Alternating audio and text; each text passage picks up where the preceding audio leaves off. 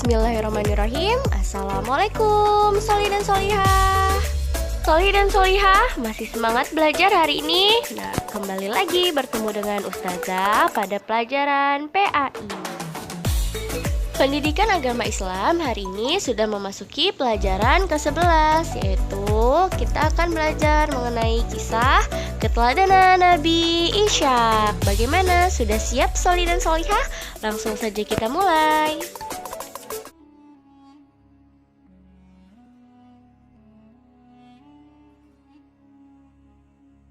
Nabi Ishak merupakan putra dari Nabi Ibrahim alaihissalam. Ibunya bernama Sarah yang merupakan istri dari Nabi Ibrahim. Nabi Ibrahim dan istrinya sangat senang apabila mendapat kunjungan dari orang lain. Mereka akan menjamu tamunya dengan senang hati. Di suatu ketika, Nabi Ibrahim termenung. Apabila tidak ada yang datang mengunjunginya, justru Nabi Ibrahim dan istrinya merasa kesepian karena mereka tidak memiliki seorang anak. Suatu ketika Nabi Ibrahim didatangi oleh seorang malaikat.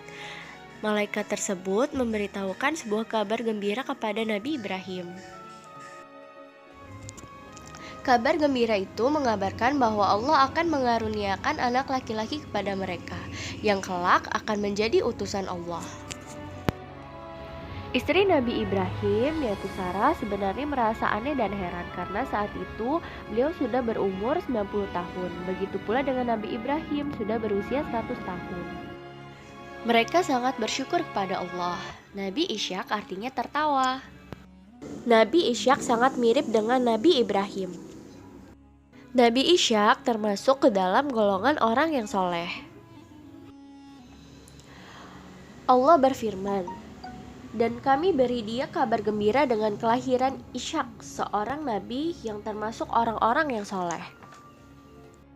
Nabi Ishak sering sekali mengikuti ayahnya yaitu Nabi Ibrahim untuk berdakwah. Allah memberi anugerah kepada Nabi Ishak dan seluruh keluarganya sebagai orang yang soleh. Dengan anugerah Allah tersebut, Nabi Ishak dijadikan sebagai pemimpin umat selanjutnya, melanjutkan dakwah Nabi sebelumnya, yaitu Nabi Ibrahim, yang merupakan ayahnya. Nabi Ishak senantiasa memberi petunjuk kepada kaumnya tentang jalan yang diridhoi oleh Allah. Jalan yang diridhoi oleh Allah adalah jalan kebaikan, melaksanakan sholat, membayar zakat, dan menyembah Allah.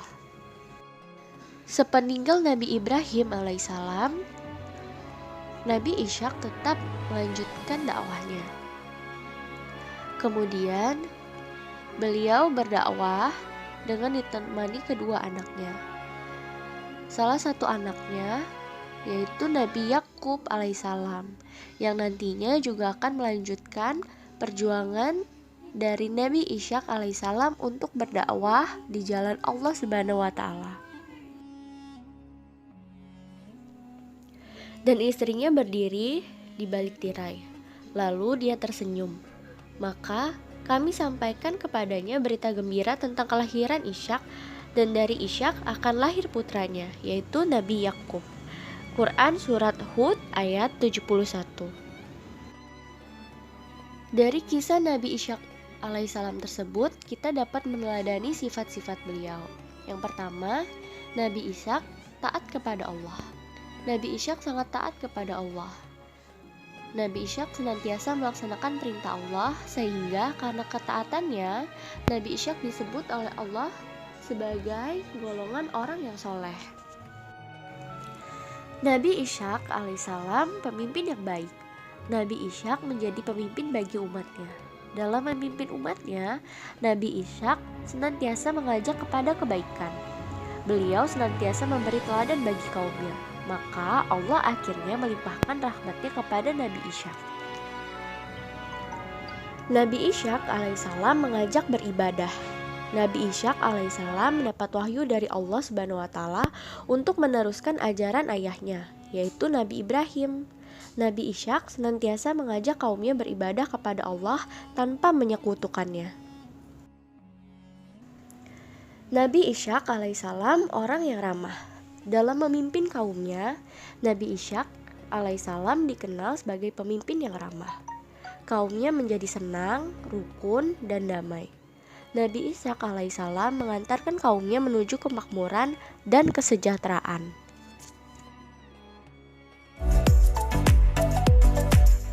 Demikian Soli dan Solihah, kisah keteladanan dari Nabi Ishak. Semoga antum bisa mengambil hikmah serta meneladani sifat-sifat dari Nabi Ishak. Terima kasih. Wassalamualaikum. Sampai jumpa pada pertemuan selanjutnya, Soli dan Solihah.